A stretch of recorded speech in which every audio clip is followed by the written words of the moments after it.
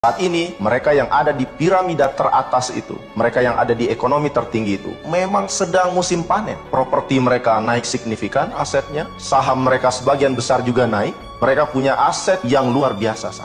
Betapa cepatnya negara ini menjadi republik oligarki. Jangan bayangkan orang super kaya ini punya 2 NMAX atau 4 Innova. Bukan. Mereka punya kekayaan yang bahkan tidak bisa divisualisasikan sama sekali. Mereka punya properti banyak, mereka punya aset, saham, kapal pesiar, mereka punya pesawat jet, mereka bisa terbang kemanapun mereka mau, mereka punya segalanya untuk bisa mendapatkan akses kesehatan, mereka menyekolahkan anak-anak mereka di tempat pendidikan terbaik. Kami menemukan 50 orang saja, itu setara 55 juta penduduk kekayaan. Bahkan mereka bisa menciptakan uang per hari itu 13 miliar rupiah. Di saat buruh pekerja hari ini, itu upahnya hanya naik 2.000 rupiah per hari. Dan segelintir orang itu menguasai banyak kekuasaan hari ini di Indonesia. Sangat-sangat luar biasa. Ketimpangan menjadi sesuatu yang bahkan tidak bisa lagi dikendalikan. Mereka punya uang yang bahkan mereka tidak bisa habiskan sendiri. Orang super kaya di Indonesia punya kekayaan bahkan melebihi sultan-sultan di Timur Tengah sana.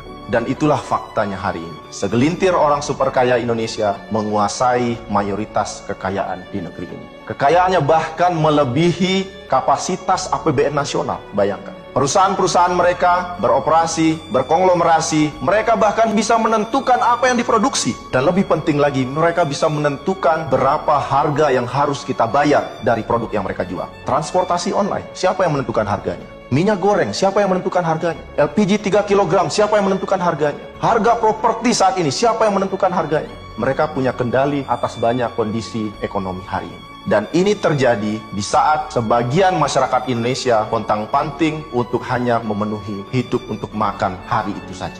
Tapi ada satu hal lagi yang lebih parah. Orang super kaya ini juga membeli demokrasi dan pemerintahan kita. Satu orang di sini punya satu suara, tapi orang super kaya ini punya suara setara jutaan masyarakat Indonesia. Mereka punya uang, mereka bisa membeli partai politik, mereka bisa membeli politisi yang kemudian akan mendukung agenda mereka. Dan ini sebetulnya bukan demokrasi yang kita inginkan. Ini bukan one man one vote. Mereka punya setara suara jutaan orang masyarakat Indonesia. Dalam demokrasi kita mengenal dalam pemerintahan dari rakyat, oleh rakyat, dan untuk rakyat. Tapi di Indonesia saat ini kita menyaksikan kondisi di mana dari orang kaya, oleh orang super kaya, dan untuk orang yang super kaya.